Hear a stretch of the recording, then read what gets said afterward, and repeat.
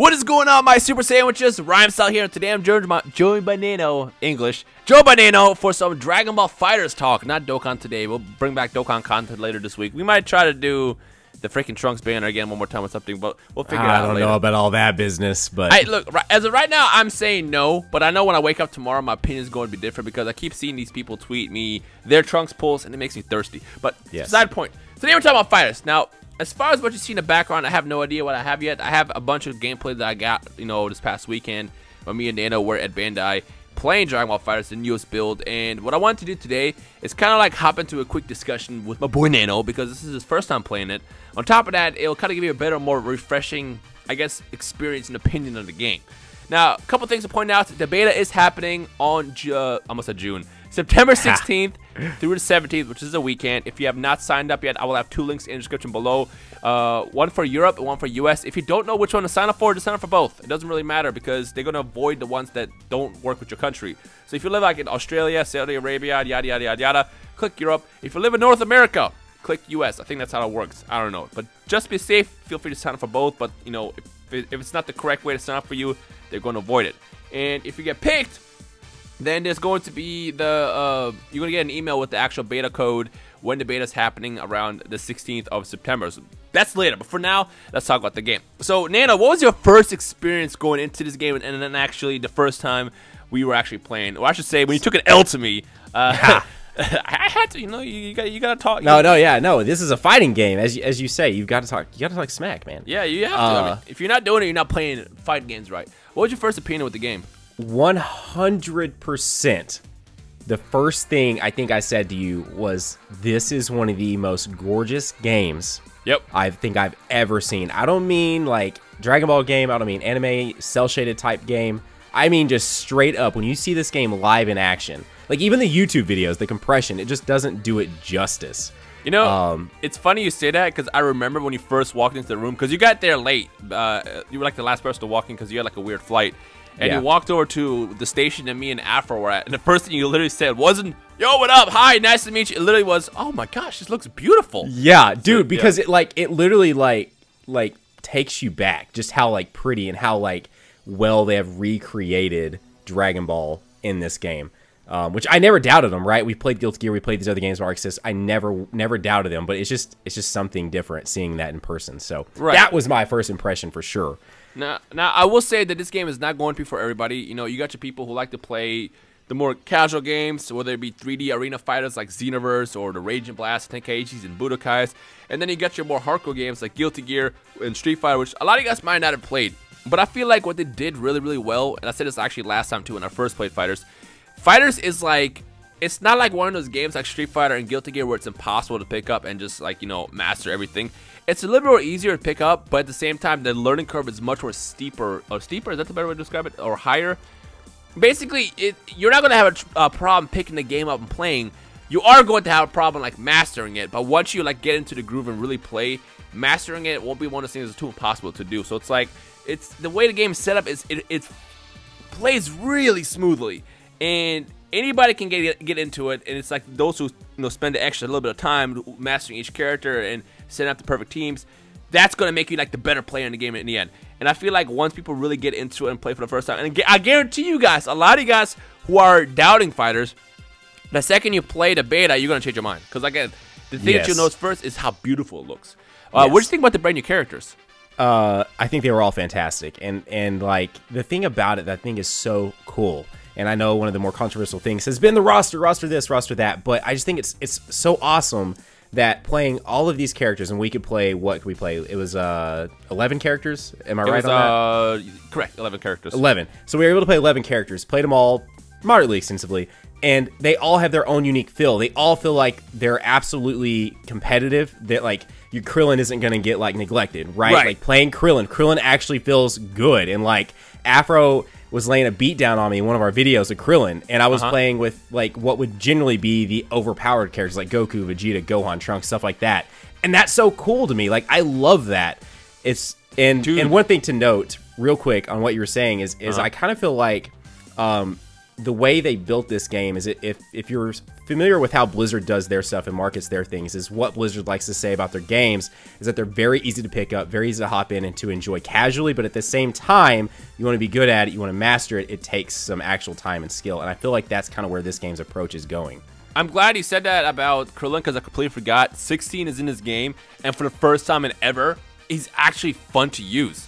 Yes. I'm not trying to bash 16 right now, but I can tell you right now, I never had fun playing a 16 in the past Dragon Ball games. Not that he was in many of the games, but he was in a handful, and to me, he was just not that enjoyable. But what they did with him in this game, he's more of a grappler. It reminds me a lot of Zangief from Street Fighter, and it works really well, and like it feels so satisfying. He's got the explosion, which is insane. The explosion, it's a little bit tougher to pull off. It's a command grab, but if you pull it off, you blow yourself up, and it kills the other opponent.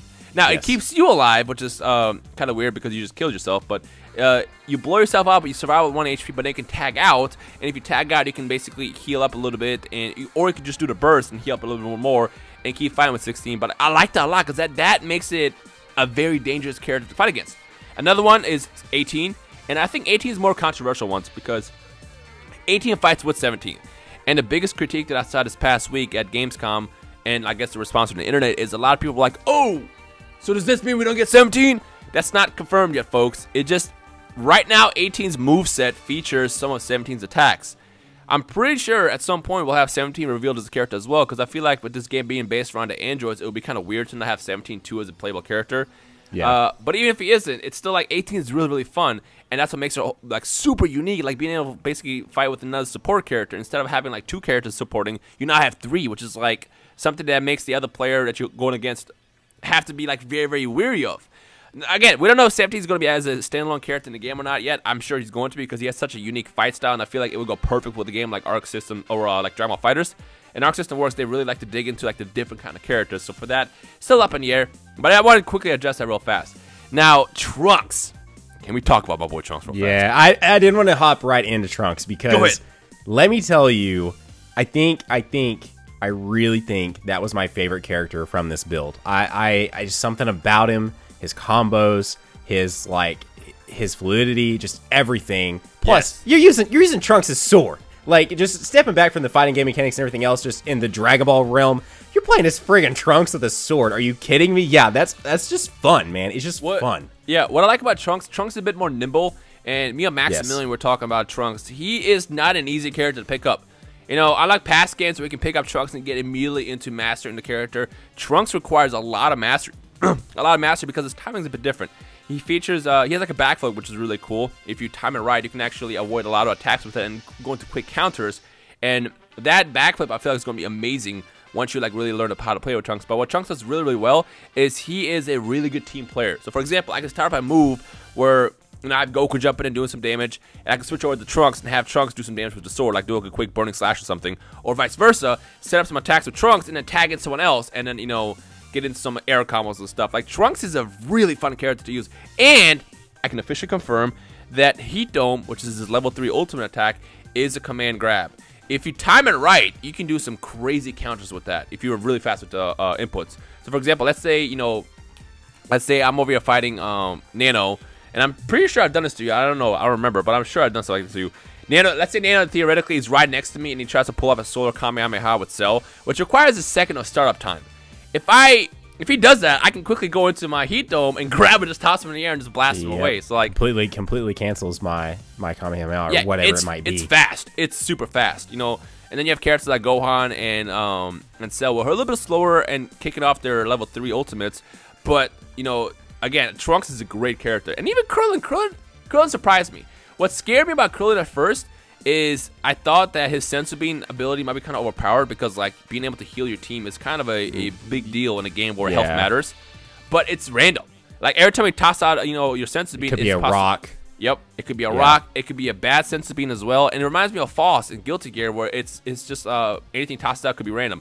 And if you toss out a sensu bean, your opponent can pick it up as well. I'll say, and the other thing too is it's not just for your teammate. Your opponent can totally pick it up and gain some health back, and then you just messed up. But dude, his after image is so dope.